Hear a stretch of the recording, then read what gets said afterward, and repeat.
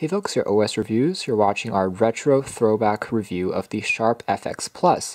This was a messaging-centric Android smartphone that even back in the day was a budget-oriented option for folks on AT&T, and it came out around the same time as the Samsung Sidekick 4G, which remains a fairly popular messaging smartphone and a device that a lot of you guys liked when we did a retro review a few years back.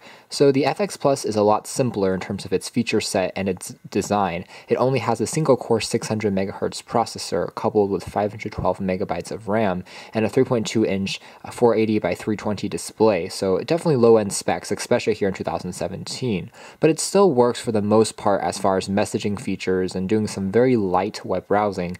As long as you're not doing too much multitasking, it still performs decently, especially as a phone for making phone calls, and again, the essentials like texting and emailing do still work.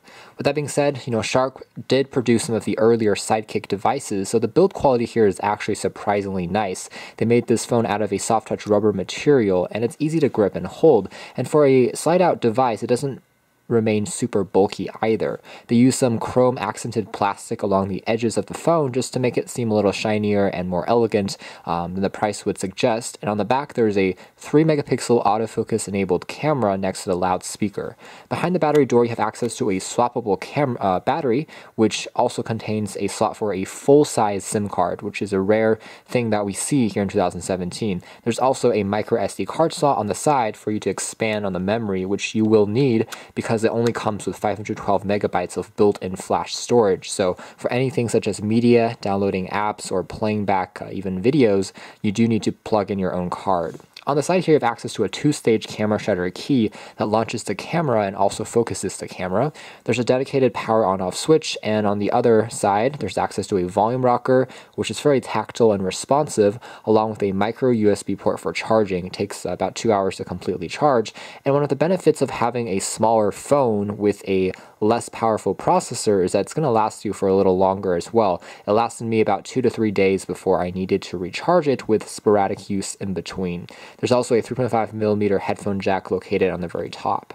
So let's take a quick look at the menu here. So again, it is Android 2.2 Froyo. That's something that we haven't seen in a very long time. Otherwise, there's a very light skin on top of Android by Sharp. Sharp, being a Japanese manufacturer, is a brand that we don't tend to see a lot of here in the States. And their last phone, it was the Sharp Aquos Crystal, which is super unique, and it's a trend that's starting to come out again in 2017, those bezel-less displays. Before then, they crafted, again, Sidekicks, and the ill-fated Microsoft Ken phone were also produced by Sharp. So if you remember those, this looks a little bit similar in terms of how there's a chin on the side and then there's a keyboard that remains in the center that creates kind of an interesting, almost a valley-like look when you open up the entire device. So on the inside here we have access to a fairly spacious 4-row QWERTY keyboard. It is backlit, which makes it pretty easy to type on even in darker environments, and they're textured and domed very similarly to the Ken phone. So if you use a Microsoft Ken device, you will be pretty used to the experience. It's not a fantastic keyboard. It's not as great as a BlackBerry keyboard because the keys themselves aren't super tactile despite having a pretty large size. So if you're tapping pretty hard, it doesn't have quite the same clicky response. Granted, it still is a very precise keyboard, and for a lot of people out there who don't like touchscreens, this is still a pretty good option to go with. The very top here features a earpiece, and the bottom features physical controls for menu, home, back, and search. And this phone does not have a front-facing camera, which means there's no selfie or video chatting, unfortunately. There is the essentials though, including an accelerometer, GPS, Bluetooth, and it only uses 3G connectivity, so no 4G either. So again, very budget, very much an emergency phone if you're still picking it up in 2017. Interface doesn't have too much bloatware going on, which is good since the phone does have a very low amount of RAM and processing power, so it does get boggled down pretty easily, so it's nice to see that there's not too much stuff going on. A few proprietary widgets can be found for things like messages, and if I hold down here I can take a look at some more of those proprietary widgets like a digital clock, Facebook, some things by Google that you can pop onto the main screen if you want to. They've been customized and designed by Sharp, so it adds a few more options. Overall, very clean, kind of colorful icons that are reminiscent of maybe a more youth-oriented phone or a device maybe even for the elderly if you who need to get them their first smartphone because the icons are, again, oversized and they're colorful and easy to use. So there's access to the dialer pad, pretty typical stuff. Reception and call quality are still both excellent, as expected, because nothing has really changed in that department. Microphone is strong. Loudspeaker does get very loud, although not super ideal for music playback just because it's located on the back and it's a mono speaker as opposed to a stereo speaker. There's a messaging app here. Quick launch to the WebKit-based browser, which is very outdated today. So I would recommend going to the Market, not even the Play Store, it's called the Market back in the day, to try and download some more up-to-date browsers if possible to give you a more optimized experience. There's the Universal App Drawer. You can see that the icons have also been spaced apart a little bit more than usual. And here we can see some of the extra apps that Sharp included.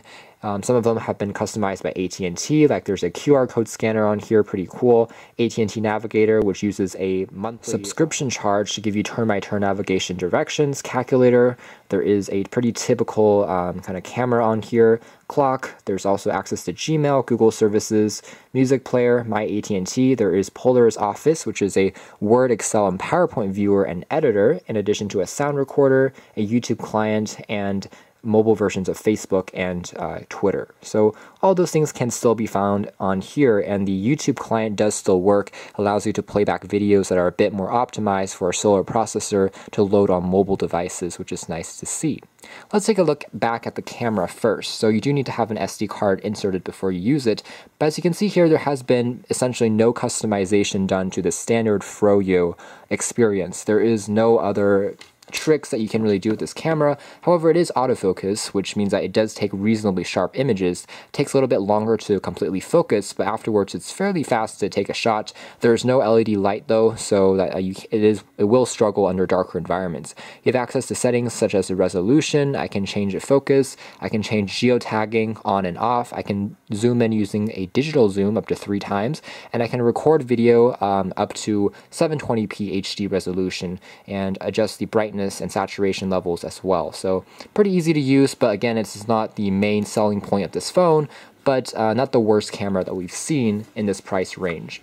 I should mention at this point that if you pick up the FX Plus in 2017, you should probably aim for around $30 or under, because you can really score those, that price point if you look on Amazon or on eBay. And for a reasonably good conditioned unit, I would say it's still, decent if you're giving it to a child, or if you really want a physical keyboard and you don't need to install tons of games and tons of apps. You just need to message and occasionally browse the web, and this gives you a reasonably up-to-date experience for doing those things. So if we take a quick look at the browser maybe last, we can see that it loads up the WebKit-based browser, and there is an accelerometer that will rotate the display. It launches up into the AT&T.net kind of page by default. You can see that text and images do fully load, but sometimes they're a little bit misaligned just because the browser here is very dated, and you can see that sometimes there is some sluggishness as you try to navigate around the interface just because the processor is not lightning fast. With that being said, most of your pages will still fully load and render, but there isn't Flash support out of the box. So again, more complex sites like the New York Times will definitely struggle. And if you want to view back videos, I would recommend really downloading your own videos or using something like the YouTube client on here to watch a few of those clips back. Again, the display is technically only around 480p resolution, so that's about the max that you really should be watching videos in. Any resolution higher, like 720p or 1080p, is a little bit overkill since the display doesn't show that much pixels. That being said, you can see the screen here does get reasonably bright, and although it's not the most pixel dense, it does have pretty good viewing angles, and it's easy to on the eyes. Colors are fairly well saturated and accurate looking, despite not being super colorful or super vibrant. So all in all, I would say the Sharp FX Plus here in 2017 still does work. For me, it's not as exciting as a handset as something like the Samsung Sidekick 4G back when it was released. And obviously, if you're going for a more mid-tier or high-end segment of messaging smartphones, there are better options available, such as BlackBerry's Passport, and even some of BlackBerry's newer offerings in the market will give you much more processing power in addition to a great QWERTY keyboard. But if you are on a budget and you're trying to look for an Android option, this is not a terrible one, especially since there aren't that many messaging phones still available here in 2017. Most of them have been just replaced by on-screen keyboards. So anyways, guys, this has been a look back at the Sharp FX Plus, a fairly interesting phone because there are design elements taken from Sharp's other US entries, such as the Sharp Ken and the Ken 2. At the same time, it combines their love for making physical keyboards back in the day because of the Sidekick line, albeit this was a very budget-oriented phone even when it was released, so not super powerful internals. You can check out more details in our retro look back article, but for now, this has been our video. Thanks for watching here at OS Reviews. This has been our throwback review of the Sharp FX Plus.